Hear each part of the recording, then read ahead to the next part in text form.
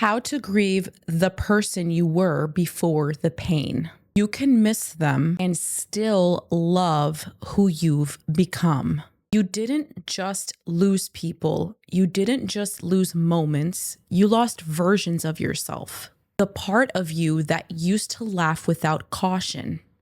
The part of you that trusted easily. The part of you that saw the world through innocence, not survival. That version of you is gone, not because you failed, but because life demanded growth. And growth often begins with grief. Today we're talking about how to grieve the person you were before the pain. Let's begin. Welcome back to Get Up, Show Up, Never Give Up, the podcast for people who don't just want healing, they want truth. This is the space where we confront the parts no one talks about. And today, we're not talking about grieving a relationship or a job. We are talking about something even deeper. The loss of you. That earlier, more open, more trusting, maybe even more naive version of you. The one who existed before trauma, betrayal, illness, heartbreak, or hardship rearranged your soul. This episode is for anyone who's ever looked in the mirror and thought, I miss who I used to be, but I don't know how to get back. Maybe the truth isn't about going back. Maybe the truth is we're supposed to grieve and then grow forward. Let's break it down. What it means to grieve yourself. Grief isn't just about death. It's about loss of any kind. Psychologists call this non-death loss, and it's just as real, just as painful, and just as complex. According to a study published in Frontiers in Psychology 2019, non-death losses such as identity changes due to trauma, disability, divorce, or major life events can create prolonged grief symptoms. These include sadness, confusion, longing, and loss of self-worth. When life forces you to become someone else in order to survive, you inevitably lose something in the process. That something might have been joy. It might have been trust. Might have been belief in goodness, ease, or dreams. You may feel like you don't recognize yourself anymore. You miss how you used to show up in the world. You resent what the pain made you become. You feel guilty for not feeling like you anymore. But all of this is a form of grief. You're not broken. You're grieving.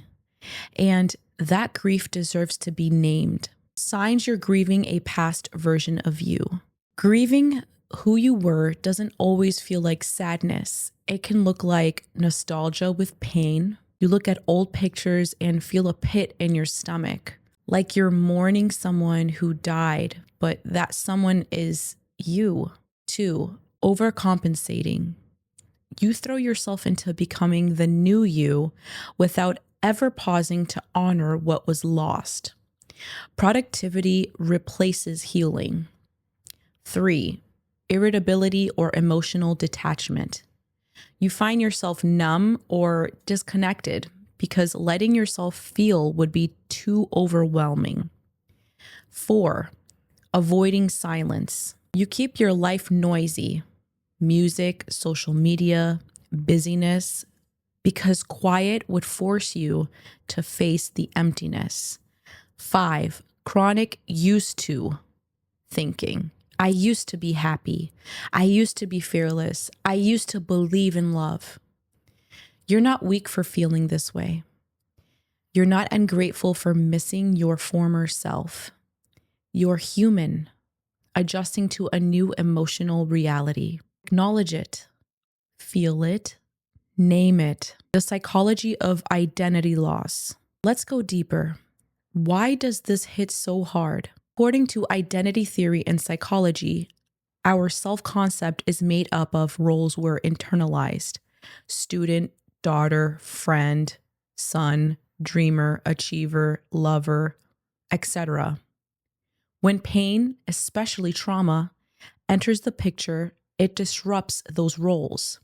Suddenly, the me who trusted people is gone. The me who felt safe walking alone is gone. The me who believed in love, family, or anything without question is gone. This disruption leads to identity confusion, a state where the past you doesn't match your current you and your future feels unclear.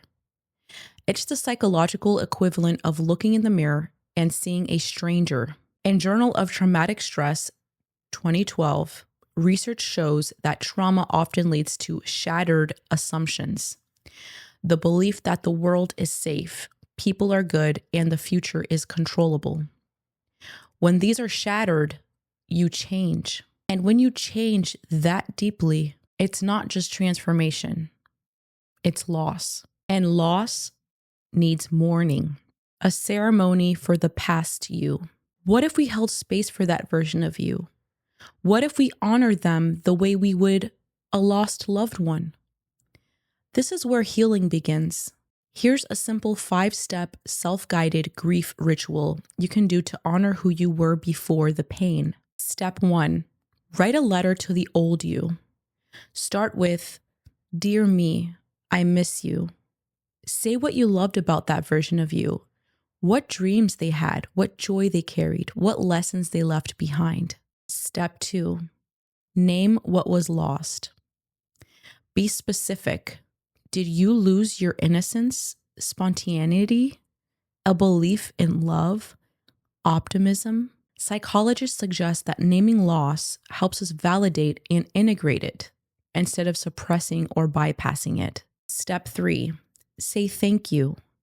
That version of you didn't fail. They got you here. Even if they were naive, trusting, or unprepared, they lived, they risked, they believed. Honor that. Step 4, release guilt. Guilt often shows up when we become stronger, more guarded, or more cautious. You're allowed to evolve. You're allowed to protect yourself. You're allowed to change your boundaries. Evolving doesn't mean you betrayed the old you. It means you outgrew what hurt you. Step 5, welcome who are you now? A warrior? A protector? A truth teller? You may have scars, but you also have wisdom. You may have walls, but you also have clarity. Grieve who you were, but don't forget to love who you are. What grief looks like over time. There is no timeline. There is no finish line.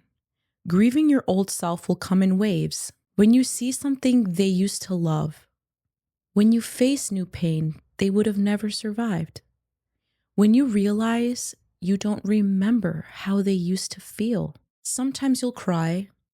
Sometimes you'll smile with tears in your eyes. Sometimes you'll just sit in silence. That's normal. Dr. Pauline Boss coined the term ambiguous loss, when the loss isn't final but still is deeply felt. This applies perfectly to grieving versions of ourselves. Because the old you didn't die, they just evolved. But the pain is still real. Give yourself grace. Give yourself time. Give yourself permission to feel what you gain from the grief. This grief isn't pointless. It gives you gifts. 1, clarity. You know now what you won't tolerate, what you deserve, what boundaries are sacred. 2, depth. You love differently now, maybe with less fantasy, but with more truth. You listen harder, you observe more. 3, strength. Pain taught you how to stand in storms, how to self-soothe, how to rebuild. 4, empathy. You see others differently. You carry more softness. You understand what it means to hurt and keep going.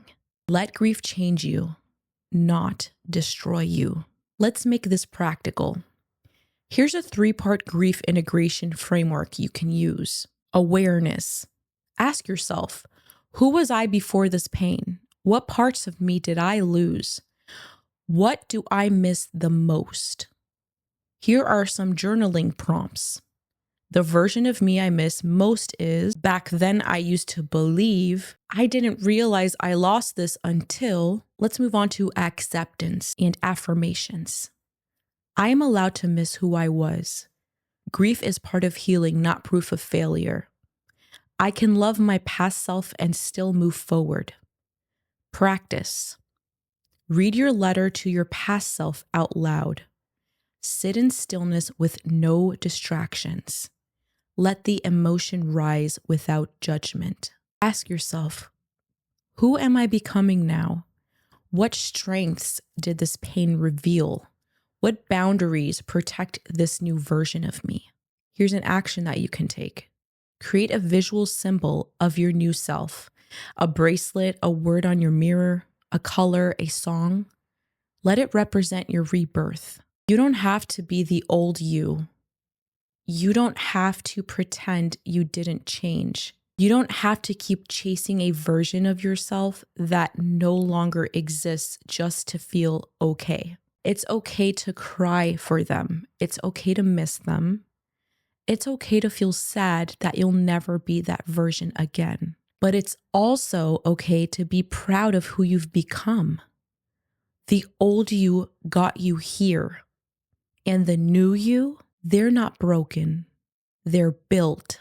If this episode touched something deep in you, share it with someone who's in the middle of becoming. Let them know they're not crazy for grieving who they were. They're healing. They're growing. They are rising.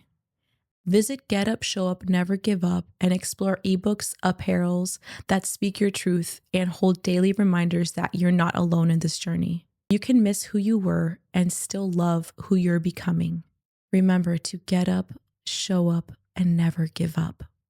I'll see you in the next episode.